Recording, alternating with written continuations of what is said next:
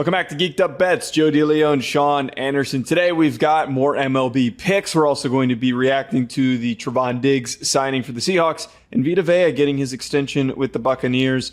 Folks, do us a favor. If you haven't done so already, subscribe to the channel. We've already had some great response to the preseason picks that we've done, some response to the week 0 picks that we've done. There's going to be a lot of that coming when the football season's here. It's not just MLB picks. We're going to dig in as deep as we can to all the major games, and we're here to have fun while we're doing it. Subscribe so you don't miss out. Hit the like button on this video so you can help support our channel. And also go on over to thesportsgeek.com to sign up for the Beat the Geek contest, where you'll be able to compete with our AI picking bot. See if you can outperform them. The winner gets an NFL trip for 2. And if you end up being out of that race for that grand prize, you can still win weekly prizes. It's free to sign up. If you think you're good at picking games, you don't want to spend any money, and you don't want to place real bets, you can do that over at the sportsgeek.com. Sean, how you doing? I am excited to put more effort and energy and time and focus into the Beat the Geek contest compared to this fantasy league that I don't want to be in that's texting me at 9 o'clock in the morning on August 20th that somehow you're involved with also. Oh my God, dude. What is this? How did we... There's nothing worse about getting put into a fantasy league. I got to be honest with you. Why is it that, like, I love fantasy football, but the older I get, the planning and coordination of it is at least Chance, who is our friend who coordinated this. I'll dox him. I don't care. At least he's coordinating it and setting all this crap up. But there's nothing worse than adult fantasy football leagues in terms of coordinating with every chud that's in the league. People are going to stop checking their teams by week 4 in this league because it feels like a secondary league for a lot of people. I have a primary league, and I only have the bandwidth to have 2 leagues. The second league I was in was a work league. I'm no longer in that league. So I'm kind of like, all right, I could pick up a league, but I don't want to pick up this league. I'm not thrilled about it. Like, that sucks. Like, I want to be excited to be in a fantasy football league. I like having the option of having 2 teams. But this crew, I already expressed my displeasure with being in a league with 2 of these gentlemen last year. And now I'm back in a league with 2 of these gentlemen. What's your displeasure with them specifically? Chance doesn't know football and he doesn't watch football. Okay, that's a fact about Chance. Chance Chance wants to be in the league for the optics, so he can say he's in a league and do some light smack talk. Do you know the vile things I say to people in my hometown league? That just wretched things about fantasy football. That's what it's about for me. Can't do that in this league. Nobody watches football in this league, and those that do, Rami. Are hardos, and Rami, it took like a month last year, maybe more, to pay out to the winner, and he was the bank. I forgot about that. He was the bank, Joe. Hopefully I don't want to prepay in this league. God. That's a good point. Well, it's not going right to Rami. It should go to Chance. Chance should be the one he was the one who wanted to create the league, so... It's going to Miguel. At least Miguel is a Miguel could kick somebody's ass if they didn't get their money over. That's the thing though with fantasy football is that like you kind of only have the energy to put up with it with your hometown league, which I have to wrangle the cats already. I've already loosely passed on my commissioner duties because I'm tired of doing it. I don't know about you. Are you commissioner in your hometown league? I was the commissioner for 6 years, and then I passed the baton to somebody else, and then I have just been a brutal assailant of the new commissioner. Any minor grievance, I'm calling him out in a nasty way. That's kind of why I want to pass it on because, but it kind of is. Everybody does that to me right now, and I'm like getting my phone blown up in the middle of doing a show on a Sunday, and I'm like, why am I getting berated by these people that? I don't know. I got to get that sorted. Fantasy football is fun, but it sometimes sucks when you're with the wrong people. It's so hard to find the right group. It feels like it shouldn't feel like a chore or homework. And with some of these leagues, that's what it feels like. It's like, oh, I gotta set my lineup. Whereas other leagues, it's like I'm looking at the waivers. I'm looking at I know every player on everyone's teams. This league is going to be a mess. I'm not doing more than 50. I promise you right now. If it's anything more than 50, I'm not doing it. It sounds like it is for 50. We'll see what happens with that. Maybe we'll provide some weekly updates on this awful league that we're really upset that we're participating in. We are here to deliver some more MLB bets. Sean, for today on Thursday, here is what we are going with for our picks. I am going to start with, after going 1-1 yesterday, just pushing around. I have absolutely the worst feeling in the world. You see that one of them went through and you're like, oh, cool. And then you scroll down and you're like, oh, okay. All right. Well, so we didn't do anything.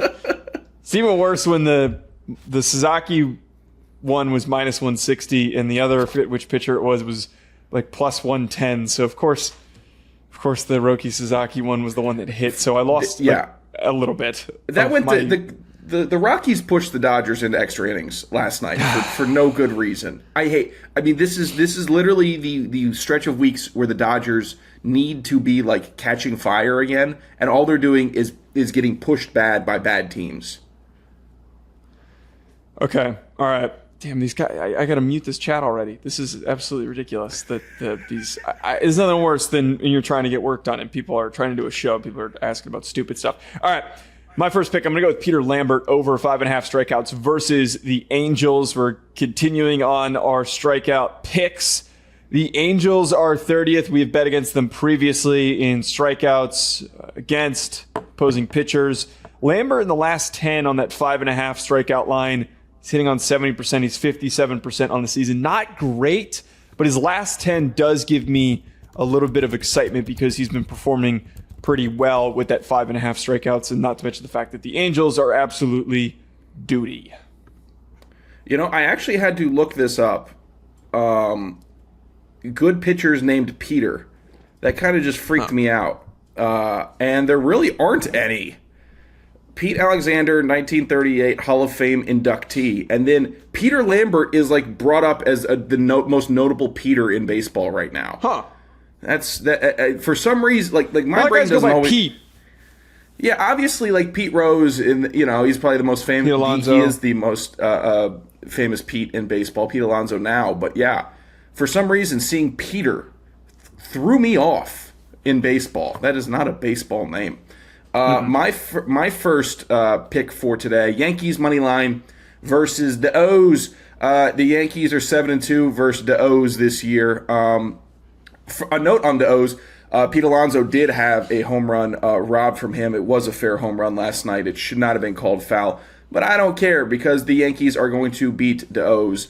They're a better team. You have a serious contender taking on a team that has just failed to meet any semblance of expectations. Garrett Cole on the mound versus Kyle Bradish. The Yankees is just a simple, easy pick for me. And again, it's not an egregious money line. Minus 120, that is a pick I will give out. I will not start giving out minus 165 money lines on here, but minus 120, close enough value for me. Well, that is aligned with, I guess, kind of aligned. You got to stop doing this, man. You got to stop aligning.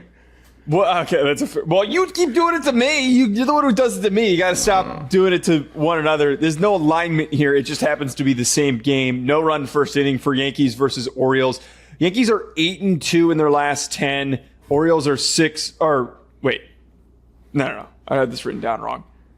Regardless, Garrett Cole is 12-3 on no run first innings. He's on a 7-game streak. Kyle Bradish is 22-2 on a 10-game streak.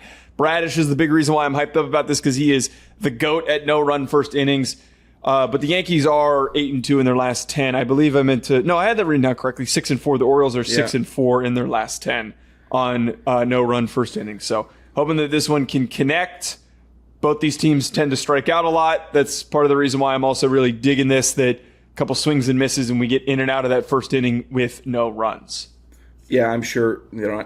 I'm actually. No, what is wrong with you, man? I didn't even finish a state. I had 2 words into a statement. You know what? I hope that Pete Alonso or someone hits a grand slam in the first inning. Or someone, yeah, okay. Someone goes yard grand slam, and then we're both effed. I really hope that. I hope Garrett Cole gets shelled. The Bradish number, that's crazy. The Bradish number is so insane. I might have to partly the Yankees Orioles no run first inning with my Yankees money line. That is a 22-2. That's nuts. My second pick, after you were done, wishing the illest of wills onto my pick. You started it. Over 8 in Brewers Mariners. I'm done sitting here thinking that the Mariners can't win a game. They keep on pushing this idiot Brewers team to the brink. So 22 runs in game 1, all for the Brewers. 12 runs in game 2. The trend is that the Mariners might pick one up. I think they have George Kirby on the mound tonight. He is a good pitcher, but I'm going with 8. Over 8. Give it to me. I don't think that we're going to see a dip in this series when it comes to runs scored. Give me another big game, Joe. That's what I need. Thursday, everyone wants to take it off. We'll go on to Friday, start a new series. Let's close out strong, fellas. All right. That's it for our MLB bets. 2 pieces of NFL news that happened yesterday.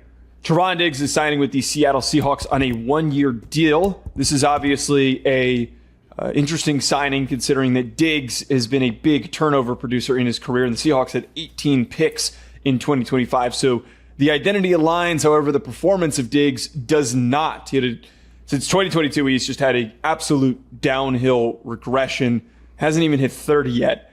2023, he had a torn ACL. He played 11 games in 2024 and then had knee surgery, 8 games in 2025. And he was cut after he allowed opposing quarterbacks to complete 17 of 20 passes when he was targeted. He only played 1 regular season game when he signed with the Packers and then 1 snap in the postseason after being released then in January. Now the Seahawks, this is significant because the Seahawks lost Tariq Woolen. They also lost Kobe Bryant, who's a safety. They do have Devin Witherspoon, who just got paid a ton of money. Josh Jobe comes back. Julian Love comes back. Nicky Minwari comes back in that secondary. They also agree to terms with Terrion Arnold, who is a controversial name at the current moment because of the ongoing legal situation that he has with the whole kidnapping case. Nobody even knows if he'll be able to play, if he'll get suspended, if he'll just straight up go to jail. There's a lot going on there. But I can't help but feel that this is an indicator of some worry and a big red flag for the corner situation for the Seahawks. All those players that I just named that are returning are tremendous players, but we're talking about outside corner. I know that it was a given. Everybody was expecting that Tariq Woolen was not going to come back and that he was going to be gone, but I feel as though that there was not an effective approach handling how they wanted to go about outside corner depth, however they want to see the current alignment. I can't even imagine that Diggs even truly starts if he does make this team. But if they have to go to Diggs, who has completely fallen off of a cliff, it makes me wonder what the heck is going on. If they hadn't done anything, if they hadn't brought in Arnold or Diggs, I would have gone through the beginning of the season thinking, oh, they let Woolen walk, they let Bryant walk because the contracts that they were looking for were so big and they had to pay JSN and Witherspoon. Then it was like, oh, they feel secure with the depth that they've accumulated over past drafts. But this feels weird to me. Seahawks plus 205 to win the NFC West behind the Rams. I just can't help but feel off. Here's what I'll do with the Seahawks. Straight up right now, I'll give them Avion Terrell for Jackson Smith and Jigba. Right now. Let's make the deal. Let's make the deal right now. Come on. You obviously need help.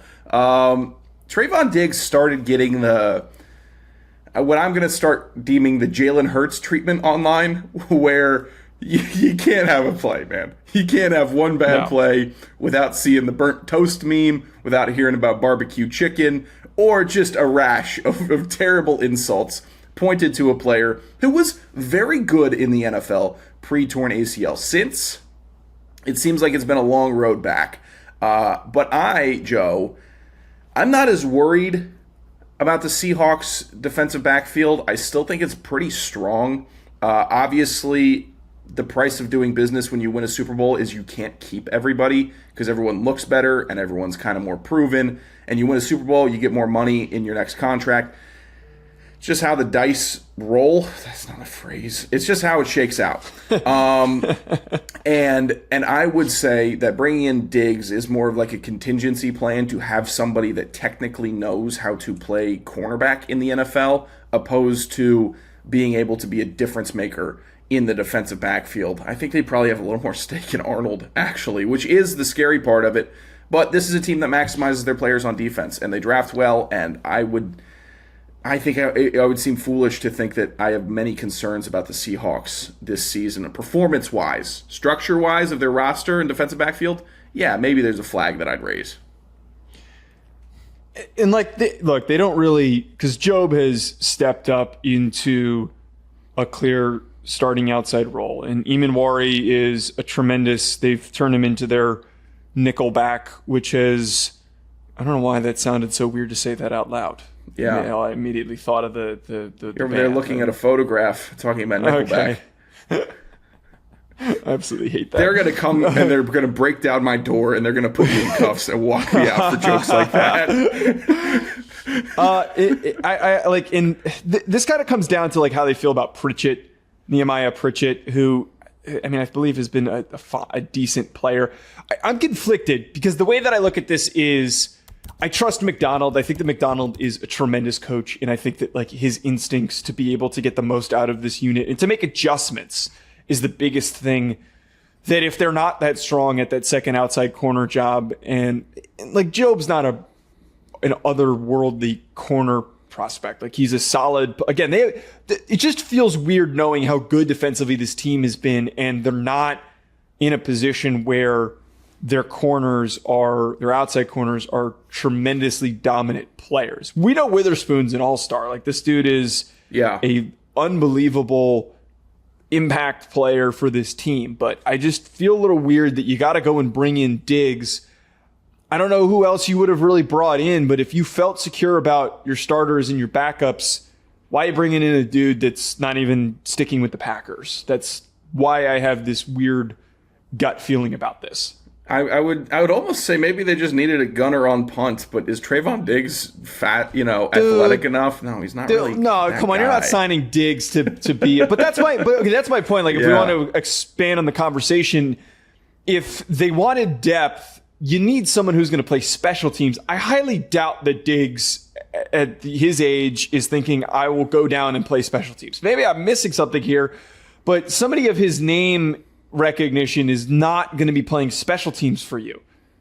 They could have gone and tried to bring somebody in that got clipped, although it's now getting harder and harder with that whole NCAA lawsuit that Mr. Blake Ruffino, the news that he broke on that.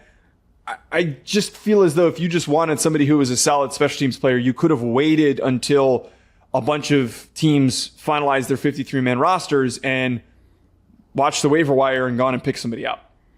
Yeah, I'd almost rather have seen him pull a Ramsey and say, hey, sign me a corner, but maybe start, letting me try to work in at different positions and become a guy that could slot in on the outside if you need me, or play safety if you need me, or put me in the slot if that's possible. Like his development where people stop seeing him as a cornerback one, which I'd probably put him as a solid cornerback 1 or 2 right now. Ramsey is. And his openness to start playing safety was, I think, a really good evolution for him. And these corners, as they get older, I'd like to see more of them follow in those footsteps and say, hey, I want to keep playing in the league. I'm going to adapt and learn how to play another position in the defensive backfield. I mean, God, it's like one of the first 3 things you hear about Ronnie Lott, who's arguably the best defensive back of all time, is that he played corner and safety. All right, the other bit of news that came out on Wednesday, Vita Vea is returning, or that's actually not the right way to frame that. Vita Vea is getting a contract extension after he very aggressively demanded a trade at the very beginning of camp. It is a 1-year, $30 million extension. It bumps his pay for 2026 from 18 to 24. He's now guaranteed $54 million over 2026 and 2027. So he's getting a little bit more security, which was his biggest fear. The only guys that he's behind are Jalen Carter, Jeffrey Simmons, and Chris Jones. It keeps Vita Vea on this team through 2027. Tampa Bay's got plus 170 odds to win the NFC South. My thought immediately had less to do with Vita Vea. I think that it's good that they, of course, got this figured out quickly and they didn't waste much time. Vea didn't get a lot of security because it's not for very many years, but he did get some security. But my thought immediately went to, Sean, is Baker Mayfield going to get his contract next because there is now urgency for the Bucs? Vita Vea is not a player that you would only want to do a 1-year extension for. And that makes me think that Tampa Bay went to Vea and his representation and said, hey, look, we got to take care of the bake show and we got to figure this out. Hang with us, caller, and then we will get to you. But we have to have some You like having a quarterback? You like having a quarterback, Vita? You like not having to go out there and lose every game? Okay, then let's take care of Baker, and then we will extend you after this year or after 2027. That would be the plan. That's what it feels like to me, because those are the two most pressing, or they were the most pressing contract dealings that Tampa Bay had. This is irritating to me as a Falcons fan, because Vita Vea, I can't remember. I'm sure the Giants have played the Bucs. They have to have since Vea has entered the league. But there's a certain feeling you get when you see Vita Vea just storming through the backfield to sack your quarterback, and you just think that all is lost. You think that your quarterback is going to be decimated afterwards. He is just a true forceful nose tackle, and he's been a huge reason why the Bucs have allowed the fewest rush yards in the NFL since 2019. It's a crazy stat. They are the best run defense for the last 6 years. I don't know how we want to call that, 6 or 7. Regardless, having him makes that team better. He is part of their core that has ushered the Bucs into competency. So keeping guys like that matters to me. I think that that's a great point, that like having Vita Vea coming back is a strong positive sign that the front office is operating at a coherent level, and he is going to be so important for them possibly winning the division this year. If they didn't have him, that defense tanks. When you have a top 5 nose tackle, it has a different type of an effect on the performance of your defense. Most specifically, when you lose that guy, it's really hard to replace them. Something that the Giants right now are dealing with Dexter Lawrence. Like, there's a fear that, hey, are they going to be able to survive with some of these other bodies that they kind of brought in the aggregate? We haven't gotten to see DJ Reader in the interior, but it's a concern from Giants fans of, hey, are they going to be able to stop the run? They got mauled by the Vikings in their first preseason game, and that is where that concern's coming from. And the same thing would have fueled for Vita Vea if they had to trade him. We would have watched them get gashed up the middle. We would have watched a lot of big gains, and everybody would have been thinking, oh, why is this happening? What's going on here? Why is this occurring? And it's because of the fact that they don't have that same anchor in the middle. But to bring this back to Baker, this is going to look really stupid if they don't get Baker's contract done soon. If they don't get this thing done before the season, like he has pointed out that he has shut this down, I don't even know if those conversations are even still happening by the way that he framed it. But if you're paying Vita Vea and you didn't get Baker Mayfield done first, it's going to look pretty inept if you're not able to prioritize the more important position, which is quarterback. Yeah, I'm actually still ping-ponging back and forth about Baker and whether or not he is a quarterback that a franchise like Tampa Bay is willing to pay $50 million a year. Because he has to be aiming for 50. His realistic ballpark figure for me is low 40s per year. We all like Baker, but again, Baker, we'd like to see a playoff run. We'd like to see a couple playoff wins. We'd like to see a real push here, or else what are we doing? Maybe Baker Mayfield kind of supersedes that now that I think about it. He's an exciting player. He's one of the better regular season quarterbacks in the NFL. Every game that he plays in, he treats like a playoff game, so he's got the energy to make a fan base love him. He plays hard at quarterback, which it doesn't look like a lot of quarterbacks do. Maybe that's his reckless style. Maybe that's his physicality. Regardless, like how are we weighing Baker Mayfield? Is it on the pedigree of him? We're hoping that he takes us on a deep run, or is it because you've kind of earned it in Tampa Bay after finding your home and bopping around at a bunch of different spots and landing in Tampa and becoming like a model of somewhat consistency for this team? But does consistency, is that $50 million a year because you can play quarterback and win 9 games? Yes. We $50 million for 9 wins a year? Well, I think that a lot of that comes down to the supporting cast being... It's been good. It's been good, but I would argue receiver's been incredibly banged up. Offensive line performance has been up and down. Their skill position players have also been banged up and inconsistently available. Like, I don't know. I think that you need more to buy into with the rest of this team in order for Baker to play to his potential. There have been stretches where he starts the season hot and then everything starts to kind of crumble around him. But during those hot stretches, he is in the MVP conversation. I remember at the beginning of last year, people were talking about Baker could win MVP. I had the fever. I had him in the top 5 quarterback. I had the Bake fever. And I love getting the Bake fever. I love coming down with some Baker Mayfield fever. Nope, I'm not even going to go for that one. The excitement that he brings to all of us is tangible. And but is that it? Like, are we paying because of excitement? If they were to say yes, which obviously it's a ridiculous premise to ask for somebody to explain that we're paying because he's an exciting player. But if we were to frame it like that, then yeah, I'd be more comfortable with it. But if it's on like quarterback play as from the true definition of quarterback, running the offense, generating more wins than losses, and getting to the playoffs and winning playoff games, that's not. I don't think he's had $50 million per year worth of that in Tampa, at least. We'll never agree on this one. Yeah. We'll never agree on this. We'll see what happens with the Buccaneers. Hit the like button and subscribe so you don't miss out on future content on the channel. We'll talk to you later.